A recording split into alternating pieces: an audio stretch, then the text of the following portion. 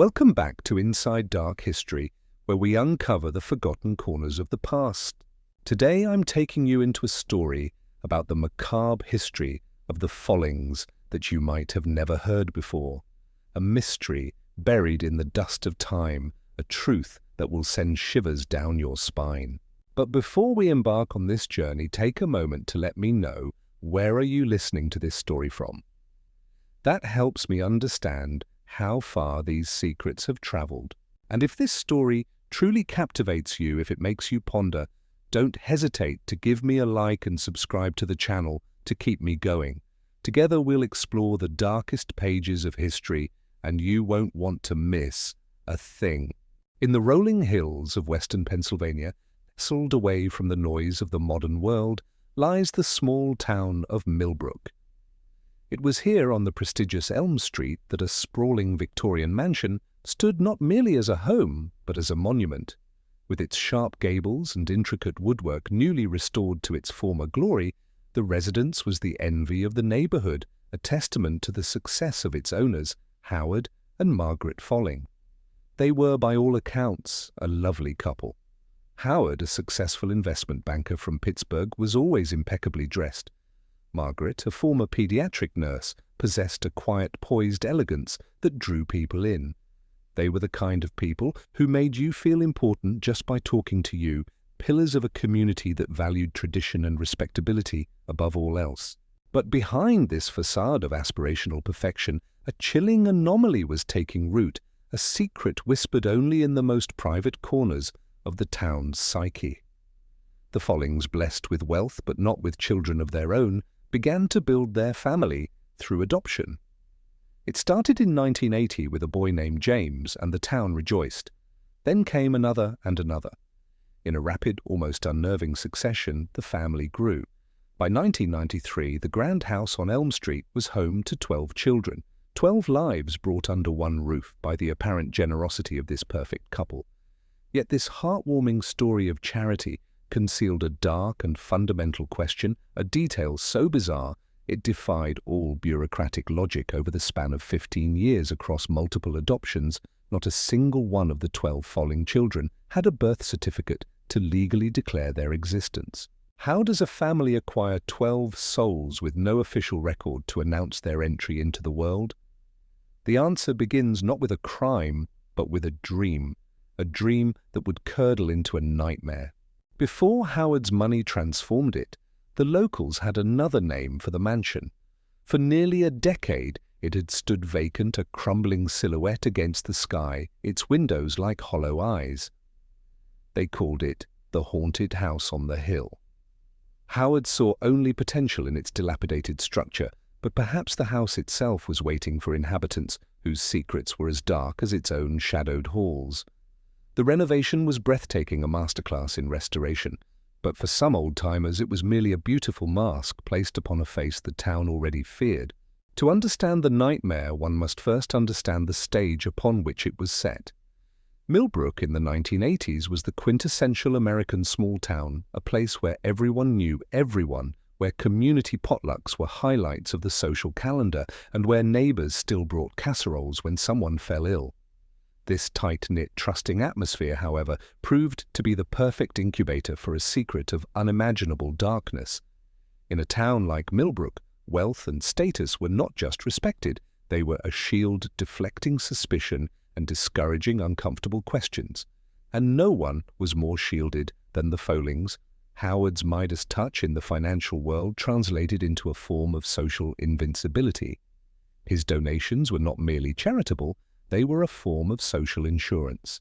A new wing for the town library, modern equipment for the volunteer fire department, a generous contribution to the police benevolent fund. Each check he wrote was another brick in the fortress of his reputation, making any potential criticism seem not just baseless, but ungrateful. At the heart of this story is Margaret Folling, a woman defined by a single profound sorrow, her inability to conceive. This yearning for a large family became an all-consuming ache. Neighbors would recall seeing her on her porch for hours, silently watching the neighborhood children laugh and play her face a mask of quiet longing. There was something so sad about it, remembers Elaine Winters, who lived across the street. I remember thinking at the time that she would have made a wonderful mother. This deep-seated desire was the visible sympathetic engine of her actions, but buried beneath it was a foundation far more sinister, rooted in a past few knew anything about. Margaret Phelps was raised in a small, isolated farming community in rural Minnesota by parents described as intensely religious and secretive. Town folklore held that the Phelps family practiced a severe, idiosyncratic form of faith, one that spoke of sin not as a concept, but as a tangible stain, a contamination that could be passed down through bloodlines and required purification through trial and ritual. They were an enigma, and Margaret carried that enigmatic heritage with her when she left for nursing school, severing ties with her family forever. She had escaped their world, but she had not escaped its worldview. And so in the summer of 1980, it seemed Margaret's prayers were answered.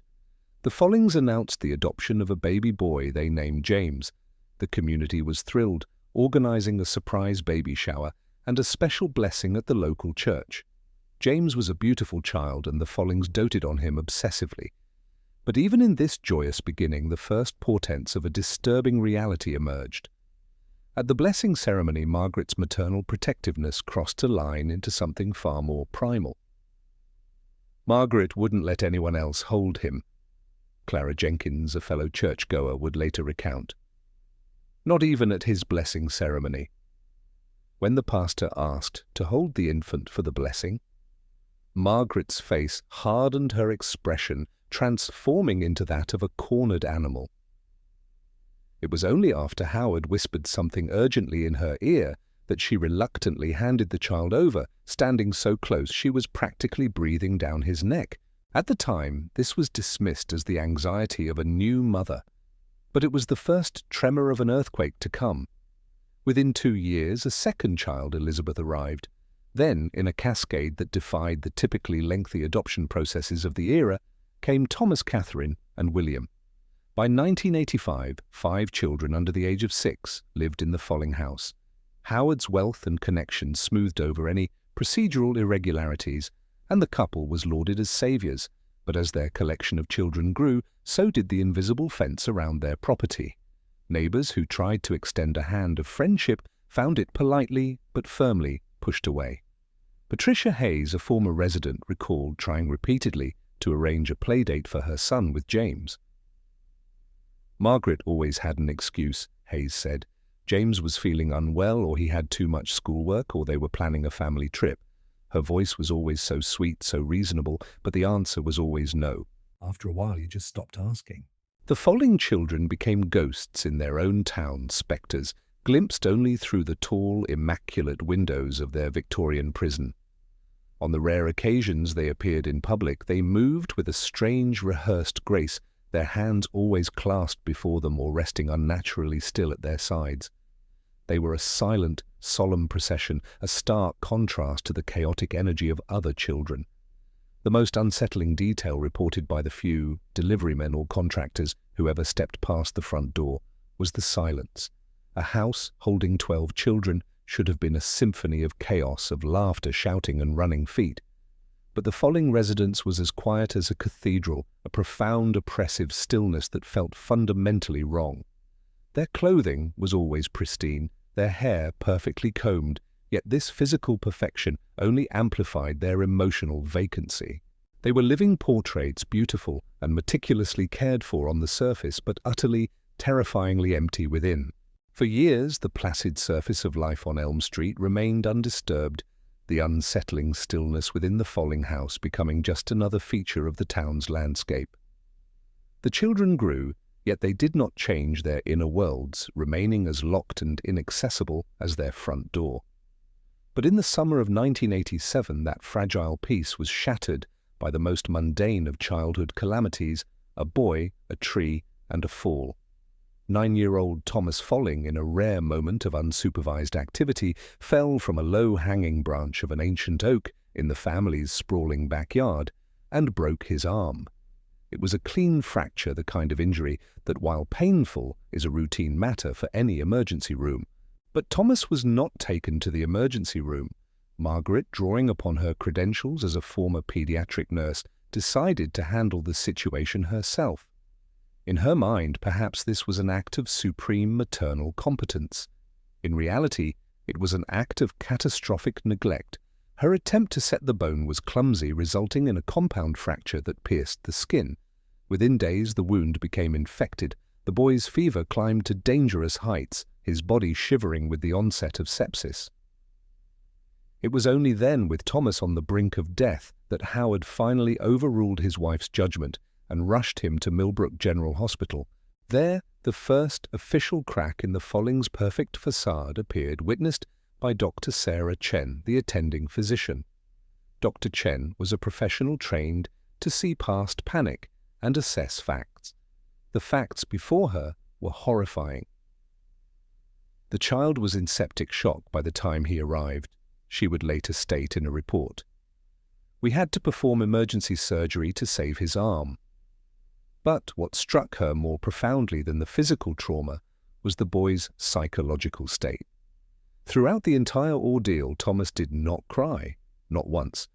When Dr. Chen gently asked him how he had broken his arm, his eyes darted to his father, a fleeting, terrified glance, seeking permission not just to speak, but to exist.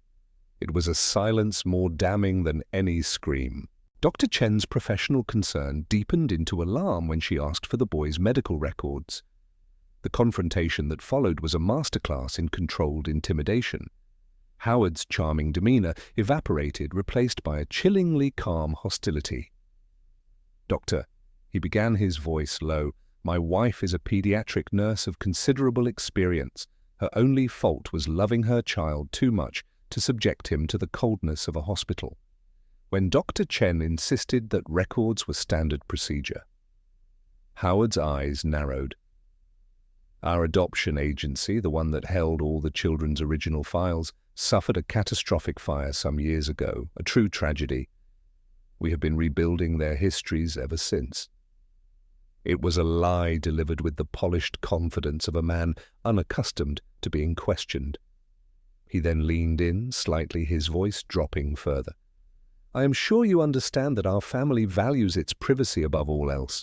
It would be a great shame if a misunderstanding were to complicate things for anyone." The threat, though veiled, was unmistakable. Despite the risk to her career, Dr. Chen filed her report with Child Protective Services. This triggered the next systemic failure. The caseworker assigned David Morris was a well-intentioned but overworked man. When he arrived for his scheduled visit, he walked into a carefully orchestrated performance. The house was immaculate. The children, dressed in spotless clothing, greeted him with an eerie, rehearsed politeness, answering his questions in monotone unison. "Yes, sir. We are very happy here." Margaret, for her part, played the role of a devoted, misunderstood mother to perfection. With tears in her eyes, she recounted a traumatic childhood experience in a hospital painting, her decision to treat Thomas at home as a phobia-driven mistake, not neglect. In his final report, Morris wrote, "The home environment is clean, safe, and nurturing. The children appear healthy and well cared for. Mrs. Follings' actions, while ill-advised, stemmed from deep-seated maternal anxiety, not malice." The case was closed. The system had looked directly into the abyss and, blinded by the sheen of wealth and a well-told lie, had seen nothing at all.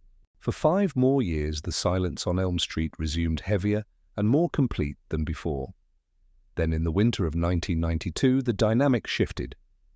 A new family, the Fletchers, moved into a modest house just a few doors down. And with them came Susan Fletcher. Susan was not just a curious neighbor, she was a social worker with years of experience in child welfare cases. Where others saw quiet, well-behaved children, Susan saw the chilling, unmistakable language of trauma. She recognized it instantly, the way the children flinched at sudden movements, how their eyes never made contact, but instead tracked their mother's every motion from the periphery, as if tethered by an invisible leash of fear. Driven by a professional duty that transcended neighborly politeness, Susan began a quiet, personal investigation. The work became an obsession that consumed her thoughts, a puzzle of human misery she felt compelled to solve. She would lie awake at night, her husband sleeping beside her, while she mentally replayed conversations, dissecting every polite deflection from Margaret searching for the cracks in her linguistic armor. It was during one of these tense coffee visits that she was struck by a chilling absence. For all its grandeur, the Follings house lacked any of the chaotic, joyful clutter of a home filled with children.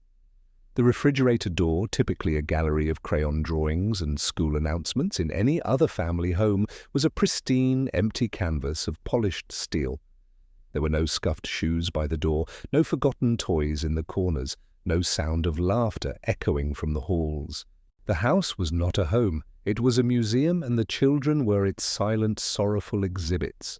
She embarked on a dangerous mission. She befriended Margaret. The two began to meet in a delicate game of cat and mouse. Susan would gently probe her questions cloaked in friendly concern. "James has such a talent for drawing," she might say. "Have you ever thought of entering him in the town's art fair?" Margaret's response would be a masterclass in elegant deflection. "Oh, thank you, Susan, but we find the pressure of competition can stifle true creativity. We prefer to nurture their gifts here, in a protected environment away from the world's harsher judgments." Every question was met with a similar philosophically veiled refusal that framed her isolationist control as superior, enlightened parenting. It was during these visits that Susan confirmed a terrifying detail. On the third floor, there was a hallway with several doors. One of them was always locked. "She told me about a room on the third floor," her daughter Emily would later say. She could hear sounds coming from inside shuffling and sometimes a child's crying. When Susan inquired, Margaret laughed it off, blaming the strange noises on the creaks of an old house. The pressure escalated dramatically in the spring of 1993. While gardening, Susan glanced up and saw a face in a third-floor window. It was a child she had never seen before, a small girl with long dark hair. The face vanished the instant their eyes met. When Susan cautiously mentioned this to Margaret, her denial was swift. It must have been Elizabeth or Catherine. But Susan knew what she had seen. This was a prisoner. Around the same time, her husband Michael, a journalist for the Millbrook Gazette, was working on a series of articles about adoption fraud. The timeline, he told his wife, matched perfectly with when the Follings were adopting their first batch of kids. But as Susan was closing in on the truth, a different, more intimate darkness was closing in on her. In the fall of 1994, she was diagnosed with an aggressive form of breast cancer. Her illness progressed with cruel speed, and by the spring of 1995 she was confined to her home, receiving hospice care. As she faced her own mortality, the weight of the secret down the street became unbearable. This was the story's critical turning point. One evening, as twilight settled over Millbrook, Susan Fletcher summoned a junior detective to her bedside. His name was Richard Cooper. He was young, not yet entangled in the town's political web, and known for his tenacity. "She had this file," Cooper remembered his voice, still thick with emotion decades later. Pages and pages of handwritten notes, a meticulous record of her observations, inconsistencies in Margaret's stories, photographs she'd taken of the house, including a grainy shot of that third-floor window. With what little strength she had left, Susan laid out her suspicions, her voice a weak but unwavering whisper. She made him promise. She made him swear that he would look into it, that he would not let her death be the end of the story. On June 12, 1995, Susan Fletcher died. When Cooper left the Fletcher house that evening, the file tucked under his arm, the air felt heavy and cold. He stood for a long moment on the sidewalk, looking across the manicured lawns to the imposing silhouette of the Follings mansion, its lights glowing with a warm, deceptive welcome. It was no longer just a house, it was a fortress, and he, a junior detective, was now tasked with laying siege to it. He thought of his chief of the mayor, who played golf with Howard Follings, of the intricate web of influence that protected the family. It was a daunting, perhaps career-ending proposition. Then he thought of Susan Fletcher's eyes burning with a final desperate plea for justice. At that moment, it ceased to be a case. It became a vow. The real investigation was about to begin. Detective Richard Cooper's vow, made in the silent presence of a dying woman, could not be acted upon with sirens and warrants. Not yet. He knew the formidable shield that protected the Follings, a shield woven from wealth, influence, and the town's willful blindness. His first move was to present Susan Fletcher's meticulously compiled file to his superior, Chief Raymond Wallace. Cooper laid out the timeline, the inconsistencies, the chilling photograph of the unknown child. He spoke of his promise. The chief listened patiently, his face an impassive mask, before leaning back in his chair. The rejection was swift and paternalistically dismissive. "Cooper," he said, his tone heavy with feigned concern, "the Fletchers were your friends. You're letting grief cloud your judgment." He reminded Cooper that Howard Folling was personal friends with the mayor, the district attorney, and half the town council. "You're chasing ghosts based on the writings of a sick woman. Drop it. That's an order." Frustrated but undeterred, Cooper knew he was alone. The official path was blocked. He would have to forge his own. Working on his own time after his shifts, he began a shadow investigation. He dug into public records, tax filings, and property deeds. He discovered a pattern of household staff, cooks, cleaners, groundskeepers, who never lasted more than a year. They would arrive work for a few months and then, as if swallowed by the earth, vanish. No notice, no forwarding address. It was one of these phantoms he needed to find, a voice that had been inside the fortress and escaped. His search led him to a name, Maria Vasquez, a housekeeper who had left Millbrook abruptly in 1991.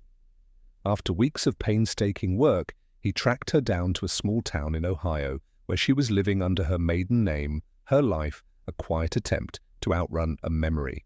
Initially, she refused to speak, her eyes wide with a terror Cooper recognized instantly. But when he presented her with Susan Fletcher's file showing her that someone else had seen, that she was not alone in her knowledge, the dam of her fear finally broke.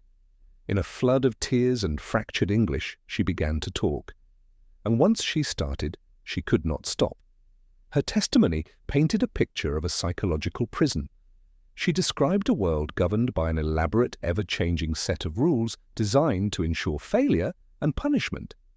The children were forbidden from speaking to one another outside of designated times.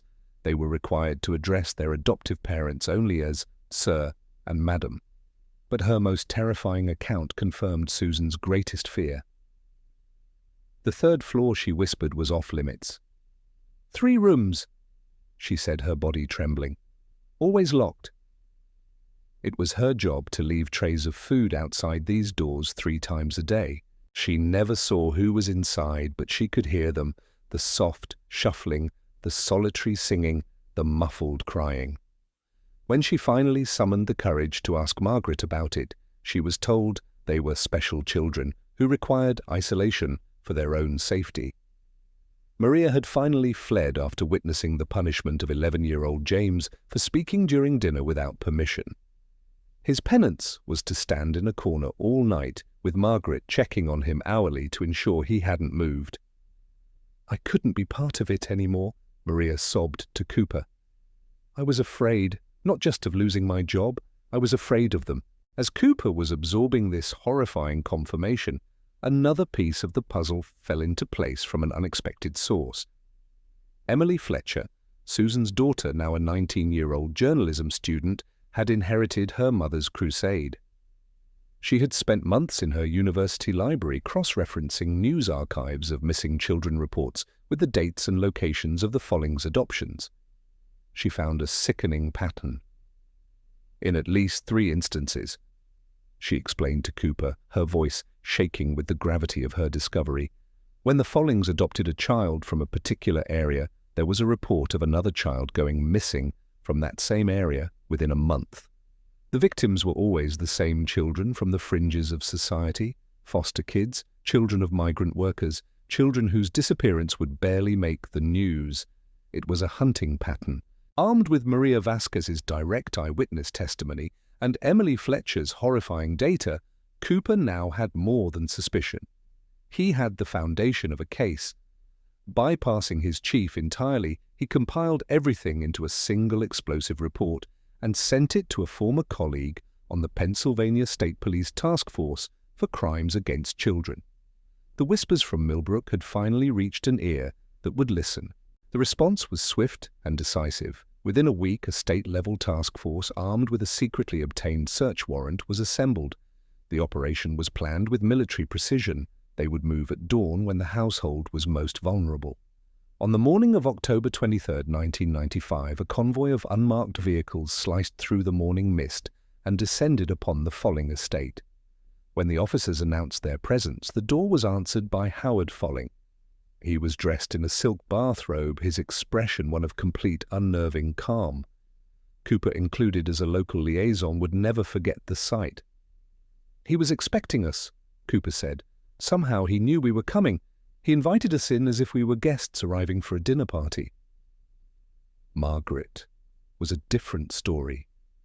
The moment she realized the sanctity of her domain was being invaded, she became hysterical, screaming that they were traumatizing her children. Her carefully maintained composure shattered, revealing the raw, violent rage beneath.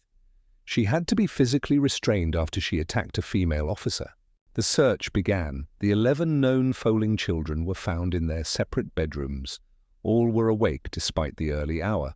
All were fully dressed, sitting on the edges of their beds as if awaiting inspection. They showed no fear, no curiosity, no reaction at all. When questioned, their responses were scripted and monotonous. "Sir and Madam provide everything we need," 17-year-old James recited, his eyes fixed on a point in the distance. "We are happy here." The true horror, as Maria Vasquez had testified, was on the 3rd floor. Officers broke down the doors to the 3 locked rooms.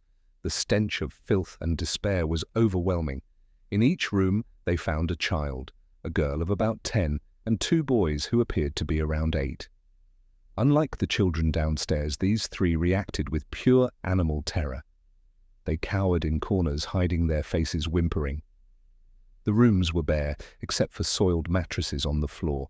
The windows were covered with blackout curtains nailed directly to the frames. These children were severely malnourished, their bodies covered in sores, and they could not speak fluent English. They had no birth certificates, no adoption papers, no records of any kind. They were ghosts, children who had been systematically erased from the world. This discovery transformed the case from suspected abuse to something far more monstrous. As federal agents were being called in, the final, most damning piece of evidence was found in Howard's study inside a hidden safe.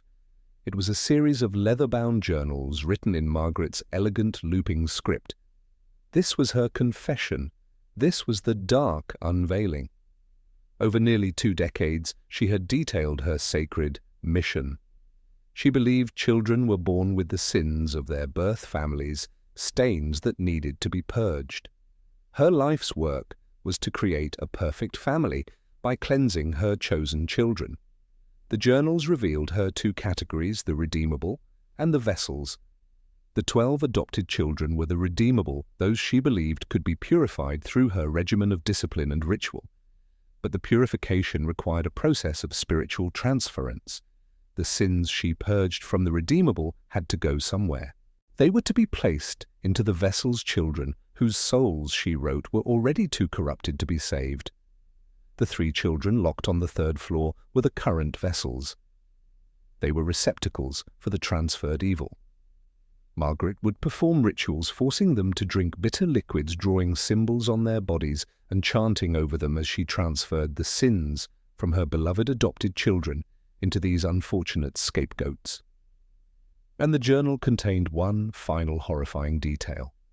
Once a vessel was full, a state Margaret claimed she could identify by looking into their eyes, they were to be discarded. Her writings made a chilling reference to a resting place on the Follings property where the filled ones sleep until Judgment Day. That single phrase launched the most gruesome phase of the investigation. As Margaret, now in custody, began speaking in tongues during a psychotic break, a team with cadaver dogs was dispatched to search the sprawling estate. At the far edge of the property, in a wooded, overlooked area, the dogs began to alert. The ground appeared undisturbed, but excavation soon revealed the truth. They found a shallow grave, then another, and another. In total, they unearthed the small skeletal remains of 5 children. The county medical examiner's report was devastating. The oldest burial was estimated to be 14 years old, placing it around 1981, shortly after the Follings adopted their first son, James. The causes of death were all brutally similar, a combination of malnutrition, dehydration, and exposure. They had not been actively murdered in a conventional sense. They had simply been neglected to death, discarded like refuse, once their purpose, in Margaret's twisted cosmology, was served. The painstaking work of identification began. Through forensic anthropology and by matching descriptions to old missing persons reports, the very reports Emily Fletcher had uncovered, they were able to give names to 3 of the 5 lost souls. Maria Gomez, age 9, who vanished from a migrant worker camp in 1981. Tyrell Washington, age 7, who disappeared from a Pittsburgh housing project in 1985. Alexei Petrov, age 8, the son of Russian immigrants, who vanished from his front yard in Philadelphia in 1990. The other 2 children remained unidentified, referred to in official records only as Jane Doe, number 1, and John Doe, number 2. "That's the thing that still haunts me," Cooper would say years later. Those 2 kids, someone must have loved them, someone must have missed them, but they died without names and they were buried without ceremony. As the evidence mounted, the legal proceedings began. Howard Folling, ever the strategist, hired a team of high-powered defense attorneys. Their immediate goal was to distance him from his wife's actions, to paint him as a loving but tragically ignorant husband, too consumed by his work to know what was happening in his own home. He was, they argued, a victim of his wife's severe delusions. Margaret, meanwhile, after a battery of psychological evaluations, was deemed incompetent to stand trial, her mind irrevocably lost in its own world of religious preoccupation. She was committed to a secure psychiatric facility forever beyond the reach of a criminal court. The stage was set for a legal battle that would attempt to answer an impossible question: where did Margaret's madness end and where did Howard's evil begin? With Margaret Folling locked away in a world of her own, delusions legally untouchable, the full weight of the justice system turned to the man who had enabled her nightmare, Howard. His defense strategy of feigned ignorance had crumbled. He could no longer sacrifice his wife to save himself. Facing a litany of federal charges for kidnapping and fraud that could see him die in prison, Howard's attorneys pivoted to the only asset their client had left: information. They proposed a gut-wrenching deal. In exchange for a reduced sentence, Howard would lead investigators to the other resting places, revealing the full, horrifying scope of his and Margaret's mission. For the prosecution, led by Assistant U.S. Attorney Meredith Lane, it was an agonizing choice. On one hand, Lane admitted, we wanted Howard to face the harshest possible penalties for his crimes. On the other, the possibility of bringing closure to more families, of giving names to more lost children. That was hard to ignore. In the end, a deal was struck. Howard Folling pleaded guilty to multiple counts of child endangerment and kidnapping, receiving a sentence of 25 years to life with the possibility of parole after 20 years. In exchange, he began to talk. His information led investigators on a grim pilgrimage to other properties the Follings had owned over the years. At a remote lake house in upstate New York, they found the remains of 2 children. Beneath a hunting cabin in rural West Virginia, they found 3 more. And buried in the sand dunes near a windswept beach house on the Maryland shore, another 3. In total, the remains of 8 more children were recovered, bringing the number of known murdered vessels to 13. 13 lost souls sacrificed for the purification of 12. In Margaret's twisted logic, Detective Cooper noted grimly, there had to be more vessels than redeemable children because some would become filled more quickly than others. It was all part of her sick arithmetic of salvation. 5 of these additional victims were eventually identified, their names adding to the litany of the forgotten Lucia Diaz, age 9, Kwame Johnson, age 7, Tran Nguyen, age 10, Sarah Blackfeather, age 8, and Dmitry Kowalski, age 6. All had been taken from marginalized communities between 1983 and 1992, their disappearances generating little attention, their families' pleas for help largely ignored. The Follings were predators who knew precisely how to exploit the cracks in the system targeting the children society was least likely to fight for. But the collapse caused by these revelations extended far beyond the perpetrators. The real tragedy perhaps lay in the fates of the 12 redeemable children, the ones who had survived. Their rescue was not an end to their suffering, but the beginning of a new kind of hell. They had been systematically brainwashed from infancy, their identities erased and rebuilt according to Margaret's warped vision. As child psychologist Dr. Evelyn Morrow explained, they had been taught that their worth was tied to their purity and that purity could only be achieved through suffering. It's not something you can undo with a few years of therapy. Dr. Morrow's analysis revealed a psychological architecture of exquisite cruelty. The children were taught to loathe their own origins, to believe they were born with an intrinsic badness from their biological families. Margaret positioned herself as the sole architect of their salvation, the only one who could cleanse them. To reject Margaret, therefore, was to accept that they were fundamentally unclean and beyond hope. Their very sense of self was inextricably linked to their abuser's ideology. This explains the chilling paradox observed in the aftermath. Some of the older children, even when confronted with the truth of the murders, would reflexively defend Madam. It was not Stockholm Syndrome in the classical sense. It was the desperate clinging of a drowning person to the very hand that held them under the water. To let go would be to drown in the worthlessness they had been taught was their birthright. Their lives after the rescue were a testament to this profound damage.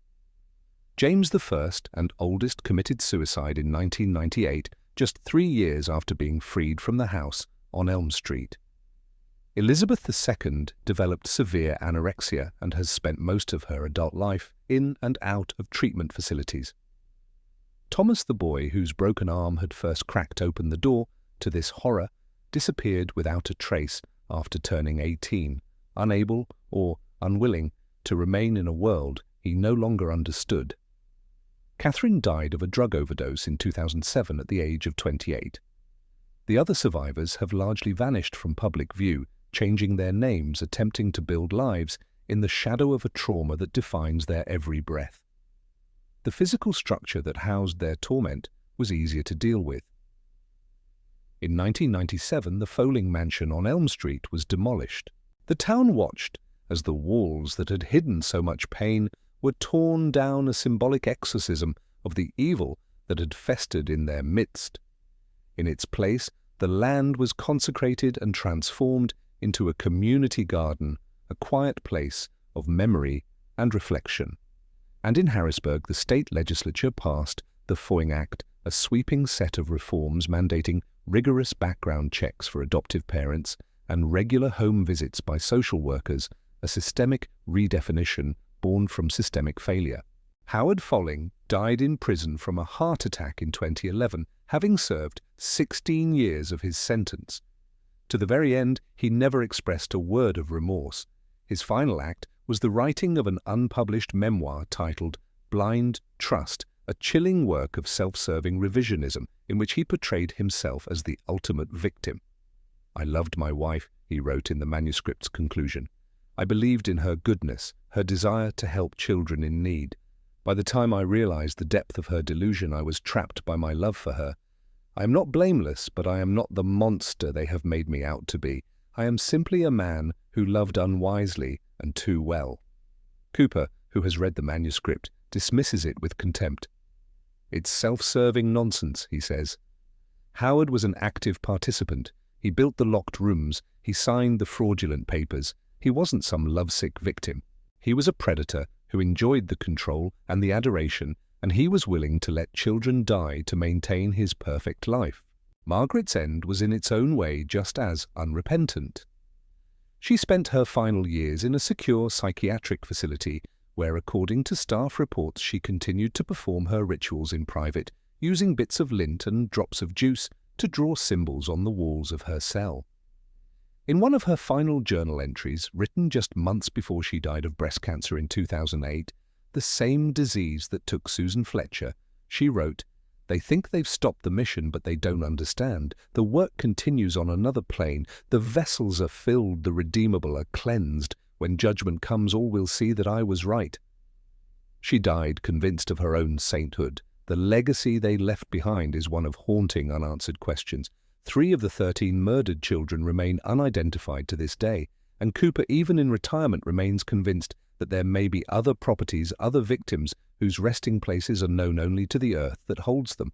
The case files still sit on his desk. He still follows up on leads driven by the belief that every child deserves a name, a story. How could this happen? How could such a prolonged, systematic horror flourish in plain sight in a town of watchful neighbors and community potlucks?